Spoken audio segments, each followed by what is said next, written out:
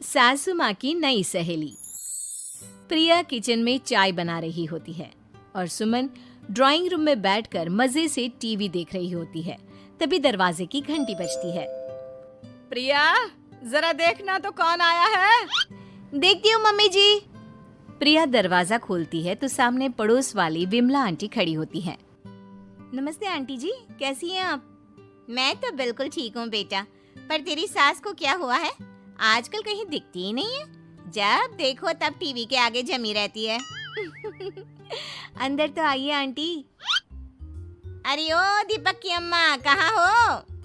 अरे विमला, आओ आओ, क्या बात है, बड़े दिन बाद याद आई तुम्हें मेरी। मैं तो हमेशा ही तुम्हें याद करती हूँ, पर तुम ही गायब रहती हो और आजकल तो बाहर भी नहीं आती जाती।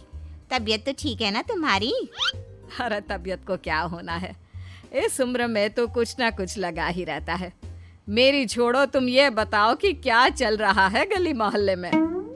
तुम गली मोहल्ले की छोड़ो, चल तो तुम्हारे पड़ोस में रहा है।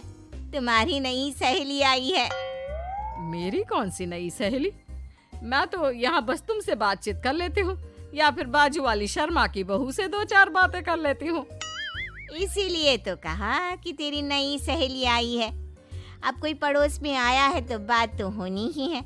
कम से कम इसी बहाने हमारा भी एक ग्रुप बन जाएगा। फिर सब मिलकर अपनी बहुओं की शिकायतें किया करेंगे। दोनों हंसने लगते हैं। तभी प्रिया चाय लेकर आती है और सामने टेबल पर रख देती है। दोनों चाय पीती हैं और बातें करते हैं। चलो मैं चलती हूँ, अब कल मिलते हैं। राम राम। अगले दिन प्रिया किचन में कुछ काम कर रही होती है और सुमन आराम से सोफे पर बैठकर मटर छिल रही होती है। तभी डोरबेल बजती है। प्रिया दरवाजा खोलती है तो सामने उनकी नई पड़ोसन खड़ी होती है। जी, आप कौन? मैंने पहचाना नहीं। नमस्ते बेटा, मैं शारदा, आपके बगल वाले घर में अभी 2-4 दिन पहले ही शिफ्ट हुए हैं। ओह अच्छा अच्छा अच्छा, नमस्ते आंटी, अंदर आइए ना आप। देखिए तो मम्मी जी, आज कौन आया है। इतना कहकर प्रिया किचन में चाय बनाने चली जाती है। नई पड़ोसन को घर पे देखकर सुमन थोड़ा हैरान हो जाती है।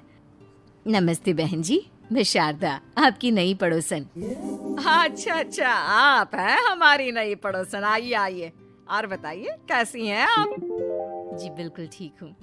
वो दरअसल घर पर छोटी सी पूजा रखवाई थी, बस उसी का प्रसाद देने चली आई। सोचा इसी बहाने नए पड़ोसियों से भी मुलाकात हो जाएगी। ये तो बहुत अच्छा सोचा आपने। सुमन प्रिया को आवाज लगाती है। अरे ओ बहू, जरा चाय पानी का तो आके पूछ लो। ये आजकल की बहुएं भी ना, जब तक बोलो नहीं तब तक कुछ नहीं करेंगी। आई मम्मी जी। प्रिया चाय लेकर आती है।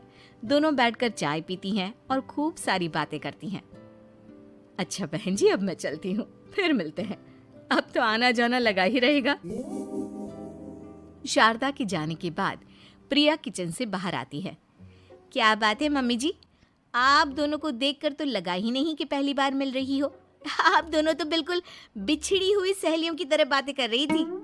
अरे जब दो औरतें मिल जाती है ना, तो बातें अपने आप ही निकल आती है। अब तू अपने काम पर ध्यान दे, बातों पे नहीं। ऐसे ही कुछ दिन बीत जाते हैं। अब सुमन और शारदा अच्छी सहेलियां बन गई होती हैं। दोनों एक साथ मंदिर जाती, मार्केट जाती और कभी कभी तो विमला भी इनके साथ मिलकर खूब हंसी ठिठोली करती। एक शाम तीनों बैठकर सुमन के घर पर चाय पी रही होती हैं कि तभी बहुत तेज बारिश शुरू हो जाती है। सुमन जोर से प्रिया को आवाज लगाती है। प्रिया, ओ प्रिया, देख कितनी तेज बारिश हो रही है। जाके छत से सारे कपड़े ले आ, नहीं तो सब भीग जाएंगे। सुमन 2 बार आवाज लगाती है लेकिन प्रिया का कोई जवाब नहीं आता। शायद प्रिया कुछ काम कर रही है, इसीलिए कुछ जवाब नहीं दे रही। अरे काहे का काम, आराम फरमा रही होगी महारानी। तभी प्रिया बीमार हालत में अपने कमरे से बाहर निकलती है। हाँ मम्मी जी, क्या हुआ? मेरी तबीयत थोड़ी ठीक नहीं है ना, इसलिए आग लग गई। अरे सारे कपड़े भीग गए और तुझे सोने से फुर्सत नहीं है। सबके सामने सुमन के मुंह से ऐसी बातें सुनकर प्रिया उदास हो जाती है और छत से कपड़े उतारने चली जाती है। सुमन, ये क्या बात हुई? प्रिया ने बताया ना कि उसकी तबीयत ठीक नहीं, इसलिए उसकी आंख लग गई। तुम भी ना खामखा उसे सबके सामने सुना दिया। अरे आप नहीं जानती शारदा जी, कुछ बहुएं ना बहुत आलसी होती है, घर का एक काम नहीं करना चाहती। ऐसा नहीं है सुमन, तुम्हारी बहू तो बहुत प्यारी है, तुम्हारी सारी बात भी तो मानती है। हाँ सुमन, तुम प्रिया के बारे में ऐसा क्यों सोचती हो? मेरी भी दो बहुएं हैं, लेकिन मैं उन्हें अपनी बेटियों की तरह रखती हूँ। आखिर वो भी तो किसी की बेटियां ही है ना। और अगर तुम ऐसा ही व्यवहार करोगी तो एक दिन प्रिया भी तुम्हारे साथ ऐसा ही बर्ताव करेगी।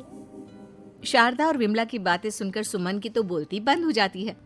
वहीं प्रिया भी बाहर से सारी बातें सुन रही होती है। अरे मैं कोई उसकी दुश्मन थोड़ी ना हूँ, मैं भी उसकी माँ हूँ, लेकिन कभी कभी सास बनना पड़ता है, नहीं तो बहुएं हाथ से निकल जाती है। देखो सुमन, ये सब सोच का फर्क है। अगर तुम ये सोचोगी तो कभी प्रिया को अपनी बेटी नहीं बना पाओगी। इतना कहकर शारदा और विमला वहां से चली जाती हैं और सुमन अकेले बैठकर उनकी बातें सोचने लगती है। अगले दिन प्रिया और दीपक अपने कमरे में बैठकर बात कर रहे होते हैं और सुमन उनके कमरे के बाहर कुछ काम कर रही होती है और उन दोनों की बातें सुन लेती है। दीपक, तुम्हें पता है हमारे पड़ोस में जो शारदा आंटी है ना, बहुत अच्छी हैं। अच्छा, ऐसा क्या हो गया जो तुम्हें वो इतनी अच्छी लगने लग गई? कुछ खास नहीं, बस कल जब मम्मी जी मुझे सबके सामने सुना रही थी तो शारदा आंटी ने मेरा साथ दिया।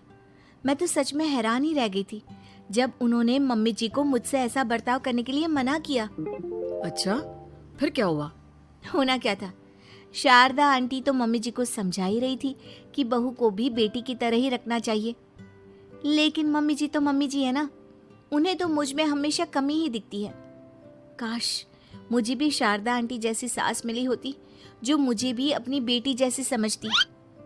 सुमन ये सब सुनकर बहुत उदास हो जाती है और वहां से चली जाती है। प्रिया की बातें सुमन के कानों में बार बार गूंज रही थी। उसे बहुत शर्मिंदगी महसूस हो रही थी कि उसने प्रिया के साथ बहुत गलत किया है। अगले दिन सुमन शारदा और विमला को बुलाती है। क्या बात है सुमन, आज तूने ऐसे अचानक क्यों बुलाया? सब ठीक तो है ना? हाँ, सब ठीक है, तुम दोनों बैठो तो सही। तब तक दीपक और उसके पापा भी आ जाते हैं। प्रिया, तुम भी आ जाओ। क्या हुआ मम्मी जी, आपने बुलाया? हाँ प्रिया बेटा, मैं आज सबके सामने तुमसे माफी मांगना चाहती हूँ। मैंने आज तक तुम्हारे साथ बहुत बुरा व्यवहार किया है, लेकिन तुमने कभी भी मेरे साथ बुरा बर्ताव नहीं किया। मुझे अपनी गलती का एहसास हो गया है, हो सके तो मुझे माफ कर देना। प्रिया अपनी सास की बातें सुनकर हैरान हो जाती है। उसकी आंखों में आंसू आ जाते हैं।